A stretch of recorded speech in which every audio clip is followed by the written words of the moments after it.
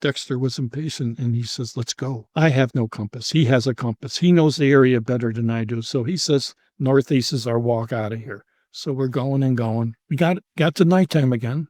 We just survived the night out there by ourselves. As soon as it broke in the morning, we started out again. And then we found a creek and we kept walking in that because then we wouldn't be leaving any tracks or breaking branches to walk. So Dex says, let's keep doing this. We cross into this creek and we're walking it, and then there's a village there. Nobody's around. So we just kept going down the creek to get away. Dexter says, we got to get out of the creek to come back into northeast. And I says, okay.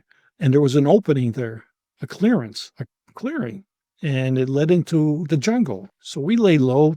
We had to have a cigarette. I can't forget those details because they calmed you down a little bit. So we went ahead and waited for an hour to see if anybody was following us because we crossed off that village. We walk into this space, this little opening into the jungle. The Nungs, or these Vietnamese soldiers, didn't have weapons, and all they carried was hand grenades with them to protect themselves, or they didn't want to be taken prisoner either. I interpret that. I didn't know why they did that. So I say again, we're walking into this nice cleared out area, and there was shooting all over us, all around us, but it was not at us. It was like being shot in the air because I was the only one that had a Thompson submachine gun. So when the shooting, first thing that we all do is just hit the ground, hit the deck. And the next thing I know, when I had my hands laying on the ground, somebody's stepping on my hand where I had my fingers on the trigger, and I saw the foot, and it was Ho Chi Minh's sandals, and I got kicked in the ribs then. And what he was trying to tell me is get up on my knees, so then they pointed the AK right at my nose almost, and I had a weird thought.